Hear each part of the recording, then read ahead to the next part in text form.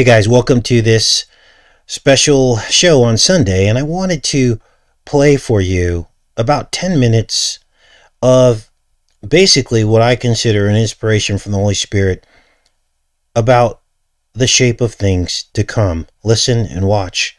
This is from a month ago, and then we're going to talk about what is now currently happening in the news regarding the explosion of twin births around the world. Watch. Play a few seconds of this and just get the gist of what they're talking about. You almost fooled me. Lookalikes. Phony. Lookalikes. Okay, so this whole ad is about lookalikes. And this falls right in line with what we've been talking about for the past year. The cloning aspect. The Janus. Two faces. Janus was the ancient god of two faces, and we've been talking all about this. So this is the two-face matrix, and we did this interesting video on this, and I'll pin that in the comments. The video is about biblical doppelgangers. Here it is right here, and it's called Us. Mankind's first 7 twin generations were Gemini doppelgangers. And again, I'll pin that. But the gist of this is this. These were the first 7 generations of the Bible. And if you look through Cain's line and compare that to Seth, remember Abel got killed, he's in the middle. If you compare that to Seth's line, there are 2 separate lines mentioned in the Bible. There are crossover people in the bloodline with almost the exact same names. Now, how can that be? How can Cain's bloodline mirror Seth's bloodline, son of Adam? Well, we're going to get into why that is. But in this decode, we also talk about and decode the film Us, which is all about doppelgangers as well.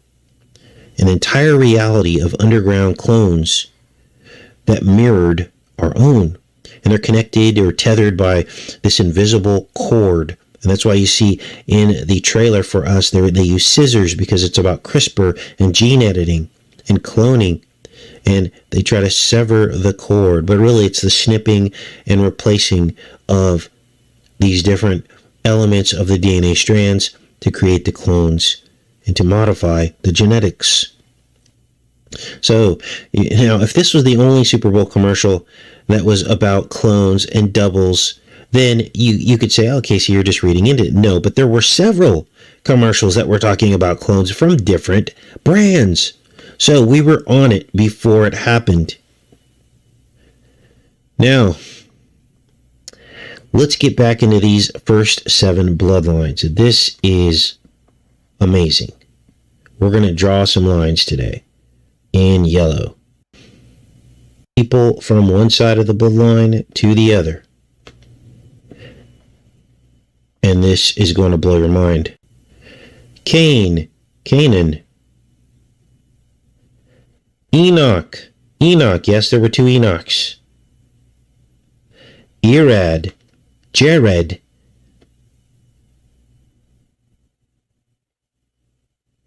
Mehujael, Mahalaleel, Methusael, Methuselah, Lamech. Look at this.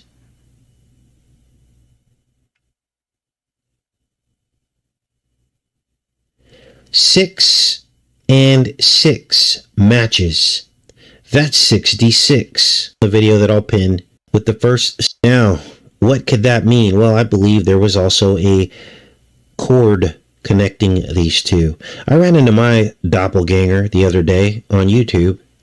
Man, looks very much like me. He's a doctor, and he was exposing that we were in a giant experiment right now with CV-19.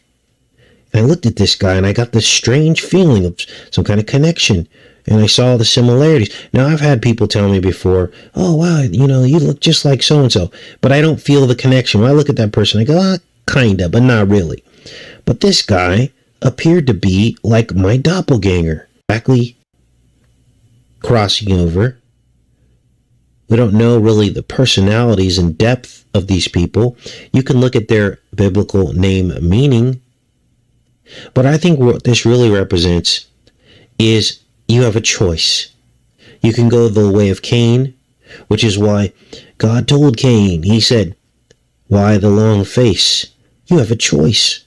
Sin will be crouching at the door for your bloodline, but you have a choice. And if you do good, you'll be okay." More doppelgangers. In this next ad, skip to it. To say skip now instead of the other word. I'm so sick of YouTube algorithms. More doppelgangers. And let's play it. Oh. Now, in this case, this isn't Michelob, but State Farm. And this one is all about stand-ins, which of course is a code word for a clone or a twin or a doppelganger, right? A stand-in. Oh, okay. Like a good neighbor, State Farm is there. Have lines. Like a good neighbor, stand-ins don't have lines. Stand-ins don't have lines. Of course they don't. Turn the volume up here a little bit. All right, on to the next one. So now you see the theme. See that the work that we've been doing is all been about exactly what we're going through. Now, here we're getting on to the more of the agenda, and this is cow-free milk. So if you look at things from the spiritual perspective, that is kind of what happened. Now you have to ask yourself, will humanity's dark side be born out of CV19 or the VC? The dark side version of the spear? Will a generation of twins be born out of what we're going through right now? Version of the spear? Will a generation of twins be born out of what we're going through right now? These are the questions that we're going to answer today. And the reason why I'm assuming this is because I did some digging and I found that a certain bacterial infection in cows called Qfever causes them to have a higher incidence of twin pregnancies. Now, let's look at this article here. I'm going to pull this up before we get into these montages. This is creepy. So, what this is about is they were VCing these cows, as you can see here. Effects of long-term VC against Coxiella burnetii on the fertility of high-producing dairy cows. And here you'll see that Coxiella burnetii is in fact, right here, Qfever. The same name. It's actually called query fever, but Qfever for short, as you can see there. Now let's get back into this because this affects exactly what we're going through right now. So they looked at this study, and what they found was that there was a higher incidence of twin pregnancies. Now, the study tries to make it out to be the reason for the twin pregnancies was from the actual bacterial infection. But there are questions here. It says C. burnetii, which is Qfever, manages to increase the twinning rate in infected animals, and the VC of these animals lowers their risk of early fetal loss. Perhaps the VC is able to prevent twin pregnancies in infected animals. But look at further up here in the discussion with what they talk about here. Has been described as a main factor relating to the pregnancy loss during early fetal period. Because cows aren't supposed to have twins, they have higher rates of pregnancy loss when that happens.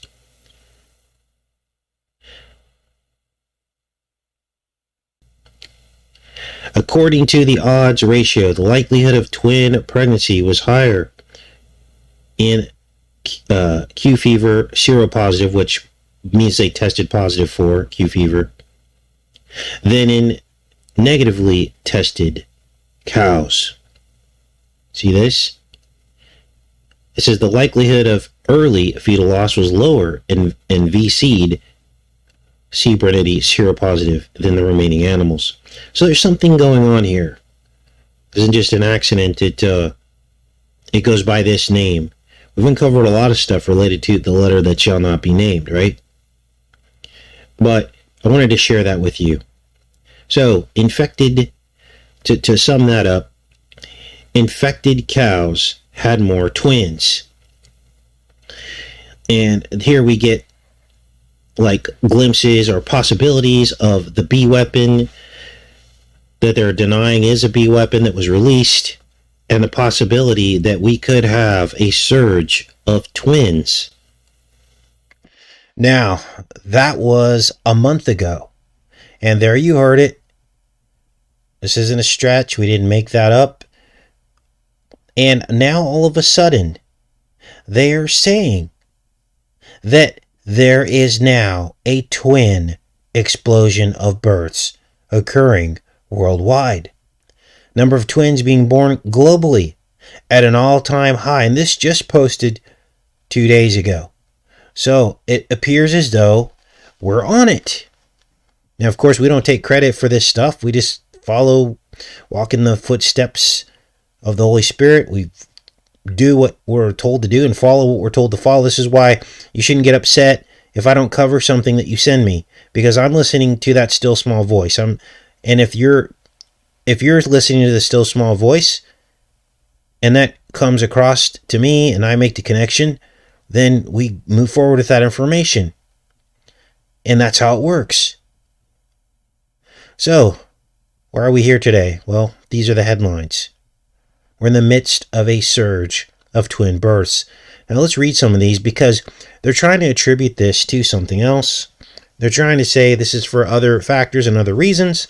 But as you just heard, we had already postulated and we're reading the signs and looking at studies about cows who had lots of twin births because of a particular infection. And what are we having right now? We're told we're having is an infection worldwide, right? So this is the New Scientist, and I pulled up several stories so you understand this isn't just one obscure story. TRT World covered it, as well as France Outlet and The Independent. So let me check in with you guys. I don't know how that sound came through. Hopefully it came through okay. Looks like everybody is okay. All right, let's keep going with this. The number of twins in the world is the highest it's ever been. And this was dated March 12th. It says more twins are being born than ever before, mainly because of the rising use of in vitro fertilization. Of course, they're going to say that, right? More people starting their families later in life. The rate of twin births may now be at its peak. You guys, this is the first time in history they've had this many twin births. And they're saying they're giving all the credit to these fertility clinics that are refining their techniques. The global rate of twin births may have risen by a third since the 1980s, from 9 per 1,000 births to 12 per 1,000. Christian Mondon and the University of Oxford and his colleagues generated the figures by gathering existing data from 165 countries from 1980 to 2015. Twins are almost more likely to survive now thanks to medical advances. The rates are higher than they have been for 50 years, an all-time high. Most of the increase has been in fraternal or non-identical twins who develop from separate eggs and sperm. The rate of identical twins caused by embryo splitting in two in the first few days after fertilization has stayed about the same. Growing use of fertility treatments is probably, see this, the biggest factor behind the rise in twin births. Don't you think it would be easy to determine this? I mean, how many of the births came from fertility treatments and how many didn't? But they're remaining interestingly vague. Women may take hormones to stimulate egg production, which can lead them to releasing 2 eggs at once. Also, IVF clinics may transfer 2, 3, or more embryos into a uterus simultaneously to boost the chances that at least one survives. Because babies in such pregnancies have greater health risks, such as being born prematurely and underweight, many guidelines from regulators now say fertility clinics should aim to transfer only one embryo in each attempted pregnancy cycle. This could mean the rate of twin births will now start to drop. Other factors contributing to the rise in twin births over the past 3 decades include women having children later in life in high and middle income countries. So apparently when you have children later in life or conceive later in life, the odds of you having a twin birth go up. It says older women are more likely to release 2 eggs at the same time. There has also been population growth in Africa, which has long had a relatively high rate of fraternal twin births. For instance, in the 1980s, twin birth rate in sub-Saharan Africa was about twice that of the UK. So, what does this other article say? These might be duplicate articles of the same one.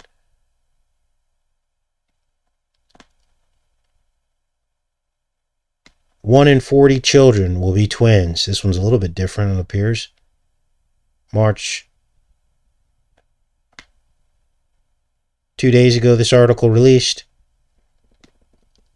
More than 1.6 million twins are now being born every year. Researchers said in a paper published in Scientific Journal, Human Reproduction on Friday, the relative and absolute numbers of twins in the world are higher than they've ever been since the mid-20th century, and this is likely to be an all-time high. Very interesting phenomenon. This one's a similar article. It looks like it's a little bit different, written a little bit differently. Let's go to this next article here. This is a French outlet. So same verbiage there. Let's check this last one.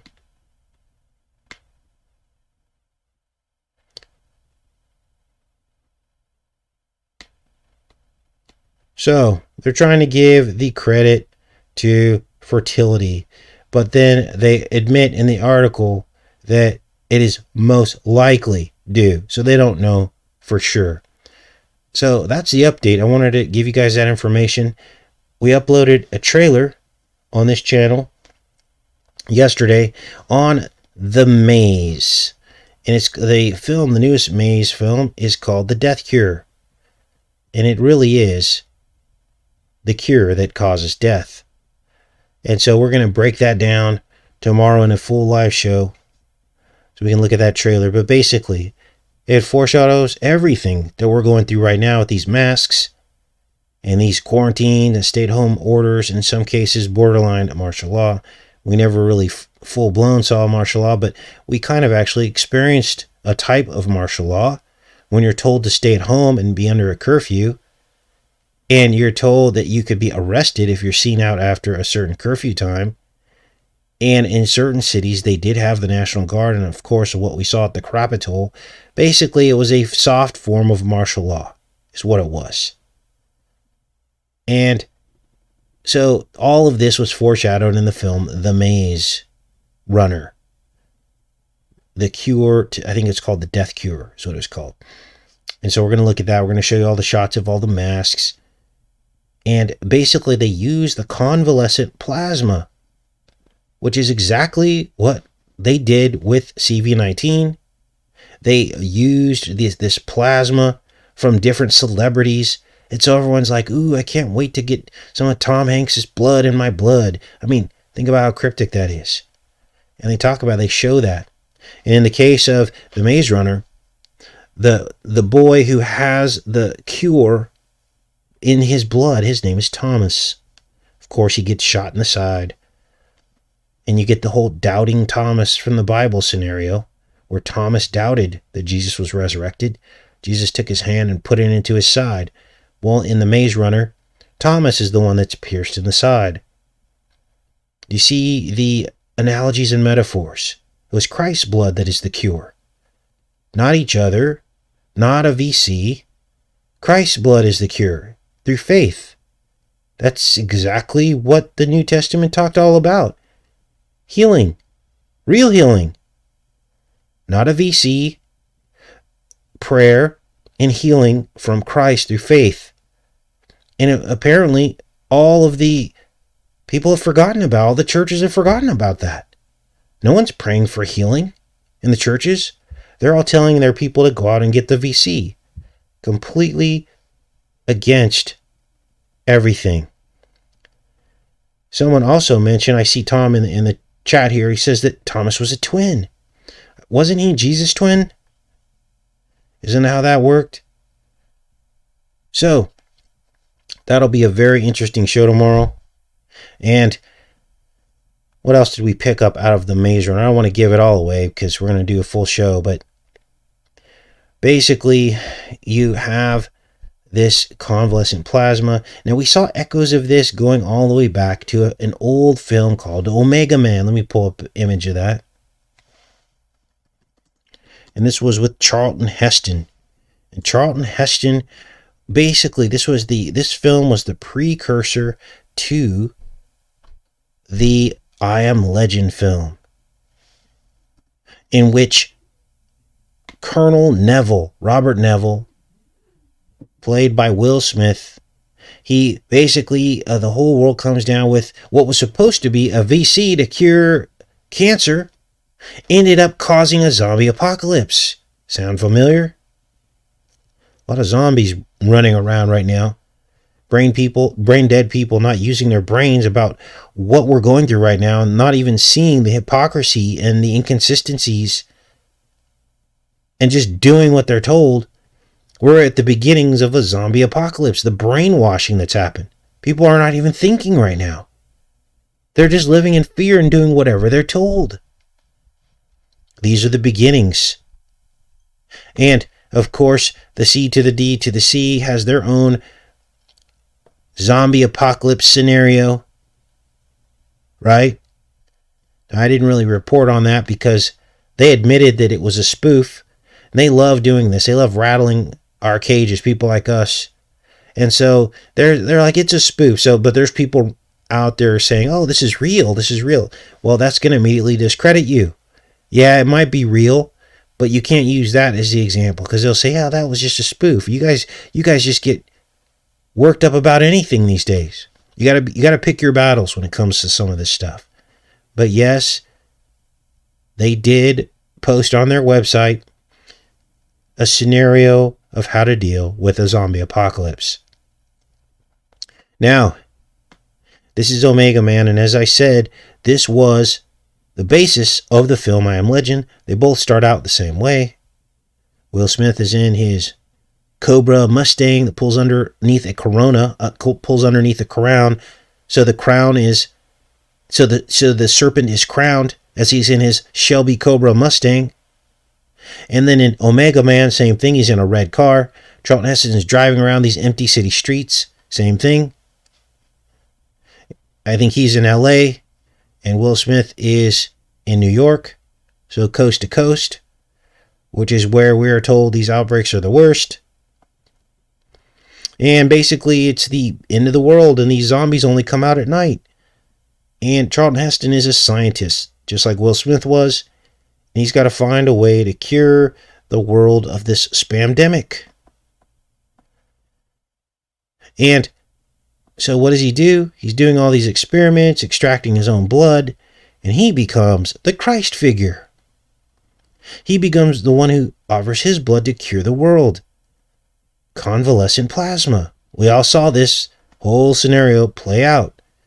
Now, why would they call this the Omega Man? Well, who is the Alpha and the Omega? That is the Most High and His Son. The Alpha and the Omega.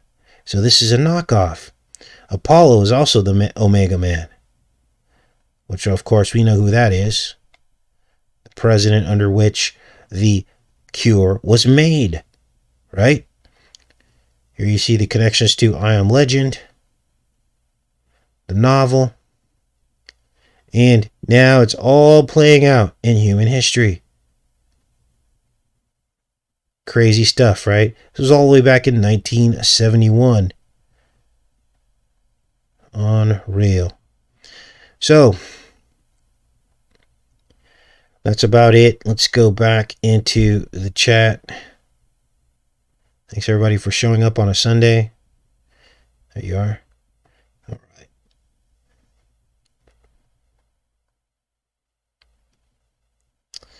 You guys have any questions before we pop off of here?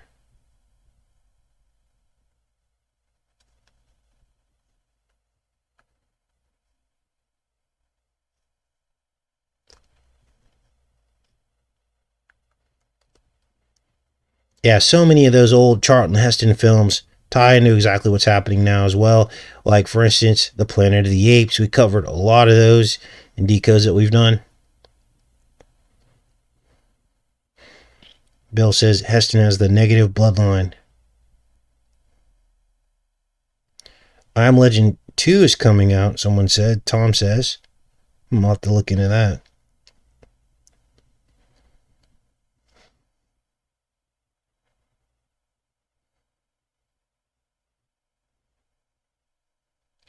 Now, where are we at with all this? Well, of course, the C to the D to the C is still urging caution for VC'd people. Here is the guidelines.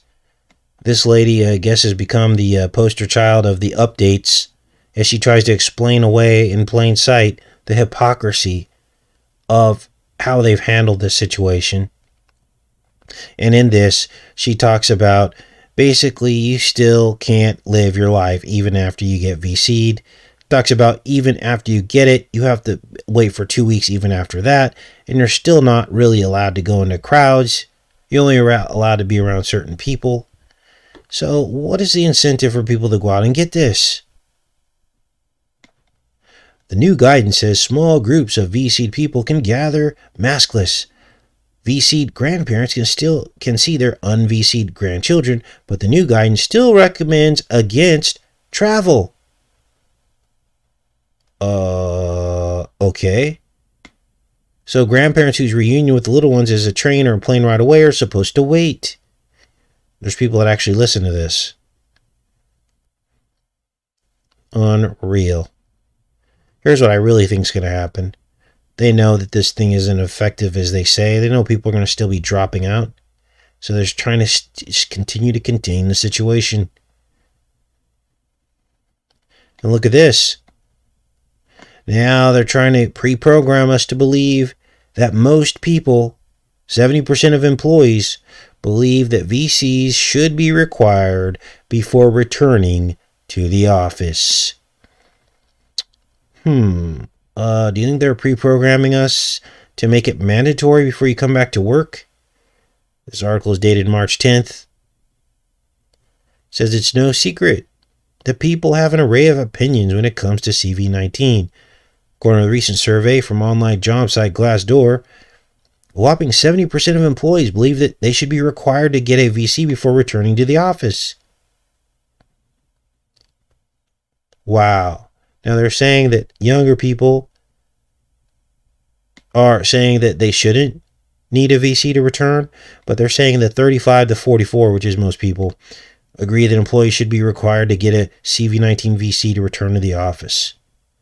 So, of course, this is all hogwash, but good luck trying to leave any feedback, because our goal is to create a safe and engaging place for users to connect over interests and passions. In order to improve our community experience, we are temporarily suspending article commenting. Now, this has been going on for 2 or 3 years now, that this particular news outlet has suspended article commenting. And most other news outlets have also suspended article commenting. So, you can't say that this is hogwash. You're just supposed to accept this as truth, and many people will because it's coming from a mainstream news article. They can't imagine that anyone would lie to them, so they just go along. This is the world we live in today, you guys. Back in the chat.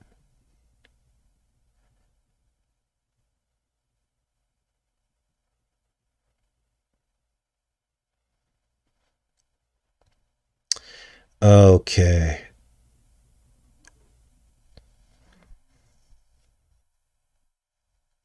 I mean, are there any news outlets out there that are allowing commenting?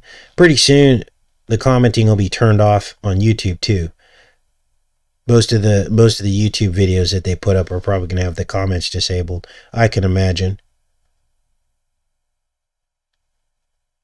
And they'll just say, oh, it's because YouTube is overrun with, they'll say trolls or something.